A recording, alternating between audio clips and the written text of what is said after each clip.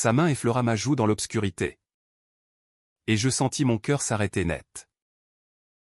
Corentin, murmura-t-il. La voix rauque.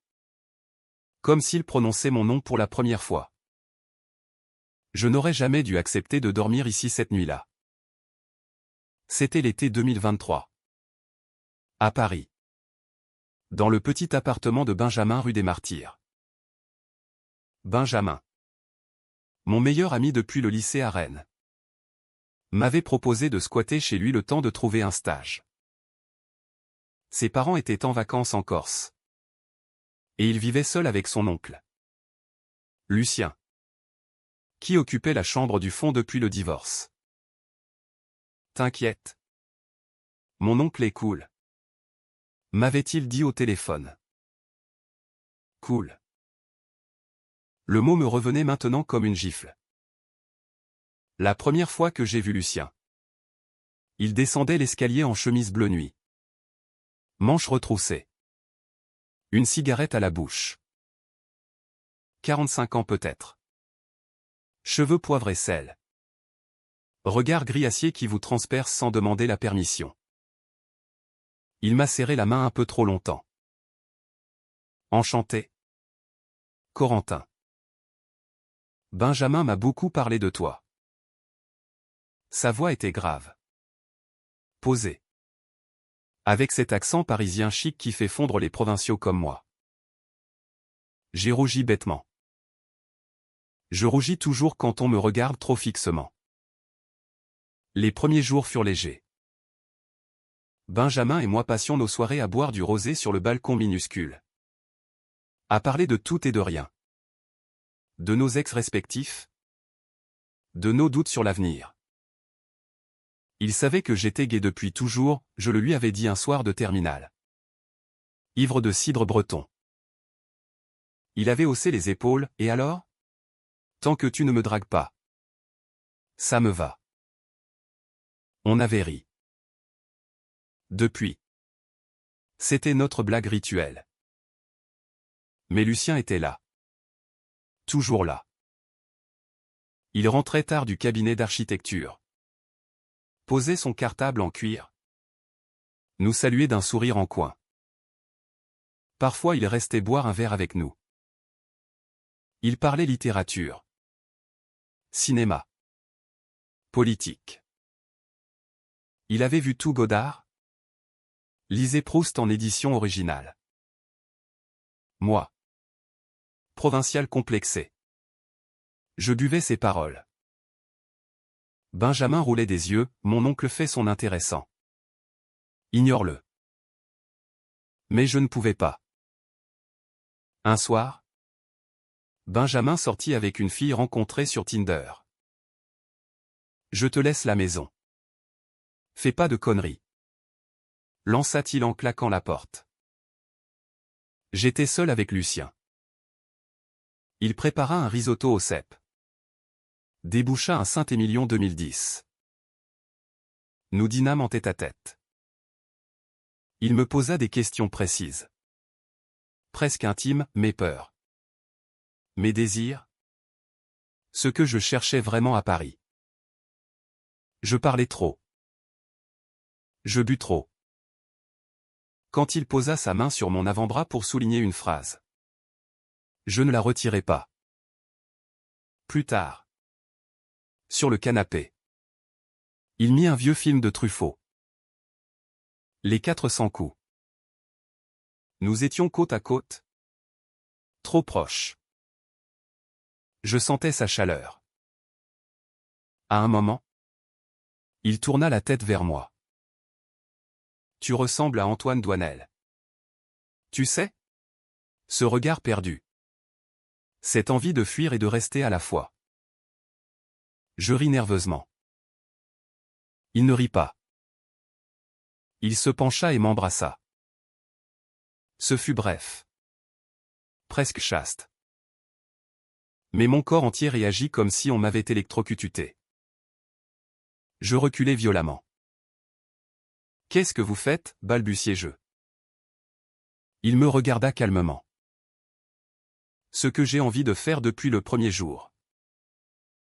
Je me levai. Tremblant. Vous êtes l'oncle de Benjamin. C'est impossible. Il ne répondit pas. Il se contenta de soupirer. Comme si ma réaction l'attristait profondément. Je passai la nuit dans la chambre de Benjamin. Porte verrouillée. À fixer le plafond. Qu'est-ce qui m'arrive? Je me détestais. J'étais venu à Paris pour recommencer à zéro. Pas pour tomber dans les bras du premier homme mûr qui me regardait vraiment. Et pourtant, je revoyais sans cesse ses lèvres. Sa main sur ma nuque.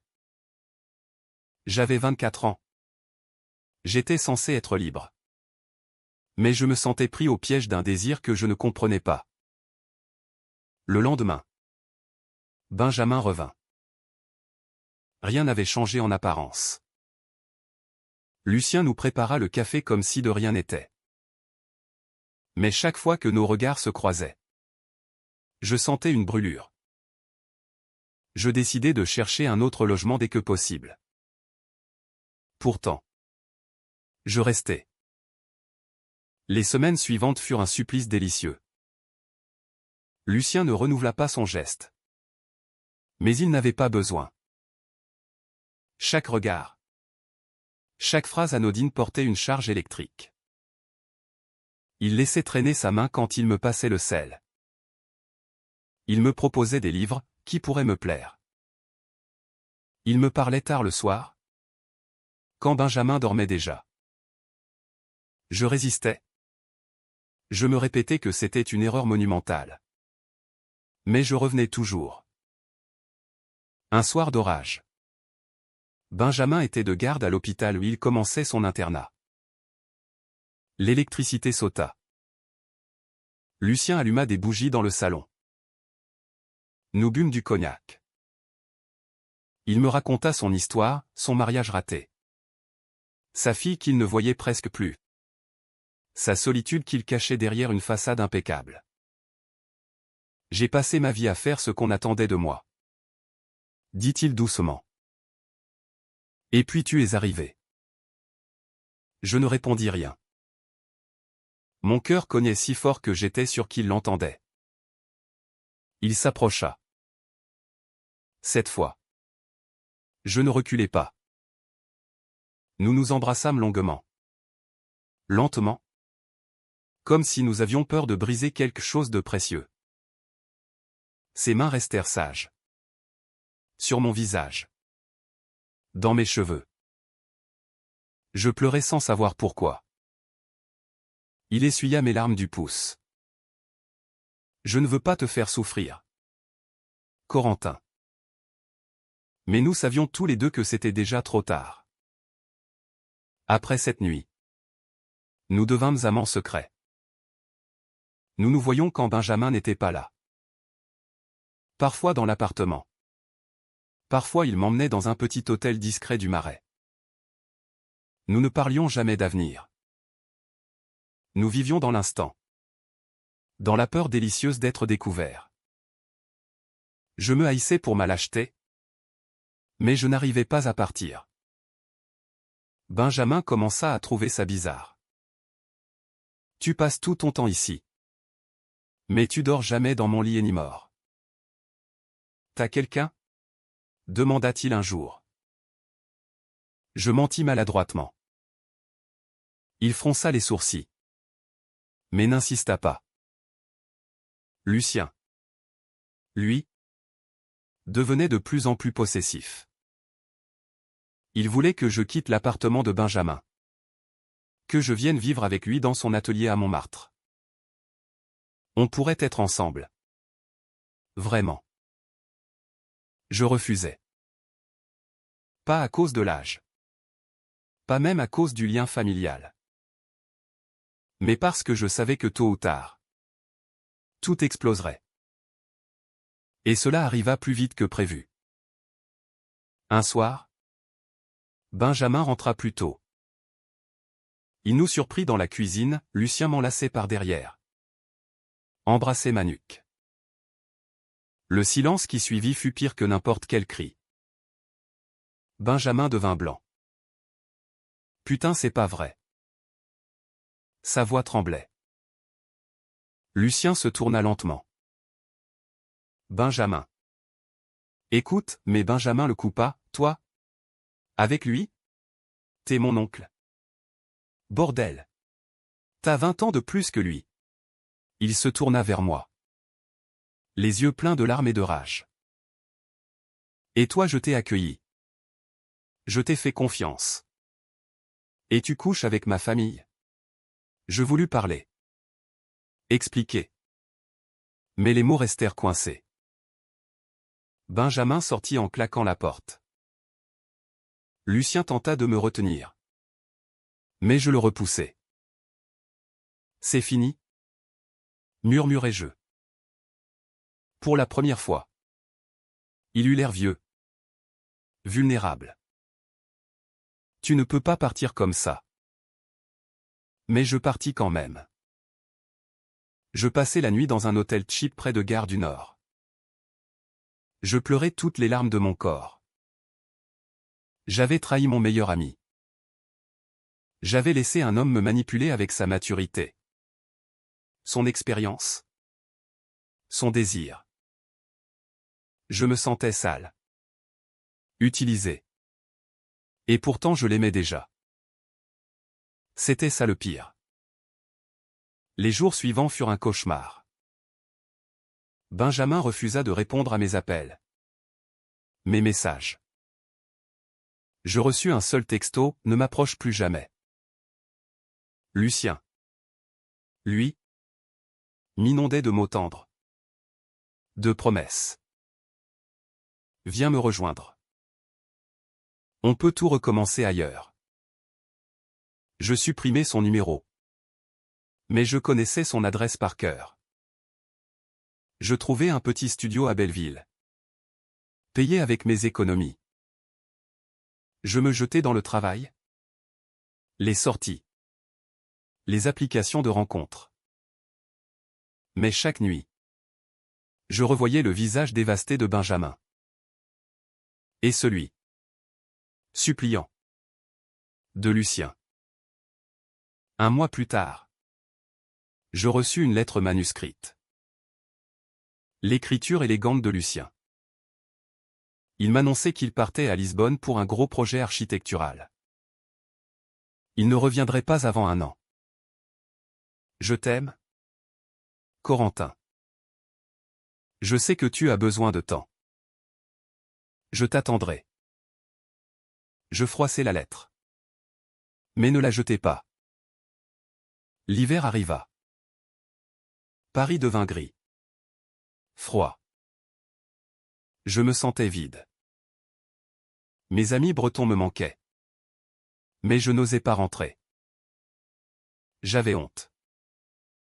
Un soir de décembre, alors que je marchais seul le long de la Seine, je tombai sur Benjamin par hasard. Il était avec des collègues de l'hôpital. Nos regards se croisèrent. Il hésita. Puis s'approcha. Salut. Sa voix était lasse. Nous nous assîmes sur un banc. Long silence. Enfin. Il parla, j'ai vu ma mère. Elle m'a tout raconté sur mon oncle. Il a déjà fait ça. Avec un étudiant. Il y a 10 ans. Ça a mal fini. Le gars s'est suicidé. Je blêmis. Pourquoi tu ne me l'as pas dit avant? Il haussa les épaules. Parce que je refusais d'y croire. Et puis je t'aimais bien. Corentin. Trop? Peut-être. Je compris alors quelque chose de terrible, Benjamin avait été amoureux de moi. Lui aussi. Pas déclaré. Pas assumé. Enfoui sous des années d'amitié. Ma relation avec Lucien avait brisé non seulement notre amitié, mais aussi son cœur secret. Je pleurais. Il pleura. Nous nous prîmes dans les bras. Comme deux naufragés.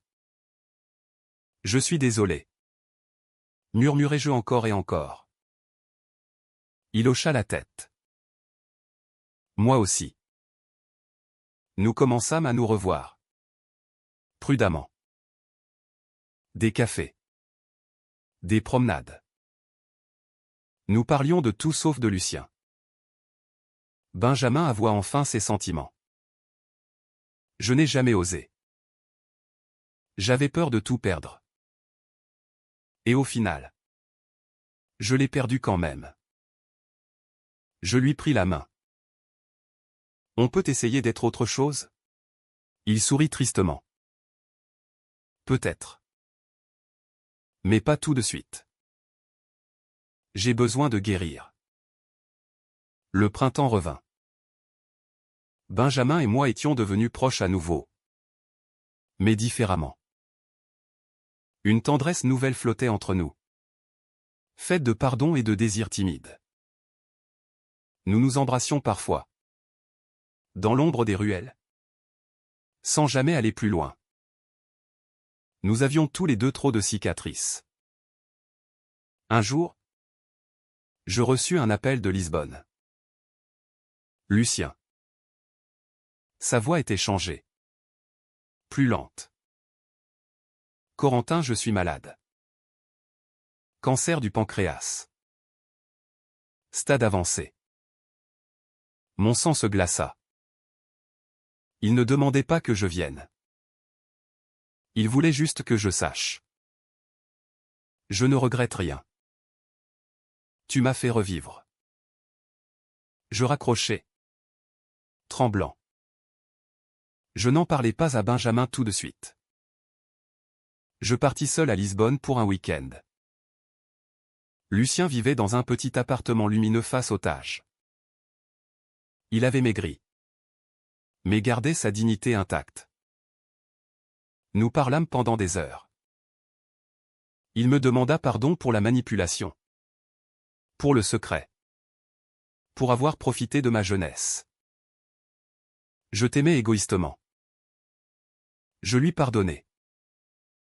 Je pleurai contre son épaule osseuse. Nous ne nous embrassâmes pas. Ce n'était plus nécessaire. À mon retour, je racontai tout à Benjamin. Il écouta sans m'interrompre. Puis il dit simplement, il va mourir seul? Je hochai la tête. Benjamin prit une grande inspiration. On y va ensemble. Nous prîmes le premier vol. Lucien nous reçut avec incrédulité. Voir son neveu et moi. Main dans la main. Le brisa définitivement. Benjamin lui parla pour la première fois depuis la dispute. Il pleura. Lucien pleura.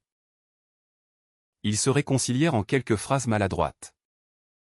Mais vraies. Lucien mourut 3 mois plus tard. Nous étions à son chevet. Il me serra la main une dernière fois. Vis heureux. Corentin. Avec lui. Si c'est ce que tu veux. Benjamin tenait son autre main. L'été suivant. Benjamin et moi louâmes un petit appartement à Montparnasse. Nous apprenions à nous aimer sans ombre. Sans secret. Ce n'était pas passionné comme avec Lucien. Mais c'était profond. Solide. Quotidien. Nous parlions de tout. Nous pardonnions tout. Un soir, sur le pont Alexandre III. Là où Lucien m'avait emmené une fois en secret. Je pris Benjamin dans mes bras. Le soleil se couchait. Doré. Magnifique. Je t'aime? Lui dis-je enfin. Il sourit. Les yeux brillants. Moi aussi. Depuis toujours. Nous ne cachions plus rien. Nos familles savaient. Nos amis savaient. Paris. Avec sa lumière changeante. Nous accepter tels que nous étions, deux hommes blessés qui avaient choisi de guérir ensemble. Parfois. Je pense à Lucien. Je ne le hais plus. Il nous a fait souffrir. Mais il nous a aussi forcés à affronter nos vérités. Sans cette nuit fatale, Benjamin et moi serions peut-être restés dans le silence de l'amitié non dite. L'amour, le vrai, n'arrive pas toujours proprement. Il surgit dans le désordre, la trahison, la douleur. Mais s'il est assez fort, il transforme même les ruines en maisons. Je dors maintenant chez Benjamin. Chez nous. Et plus rien. Jamais. Ne changera tout d'un seul coup.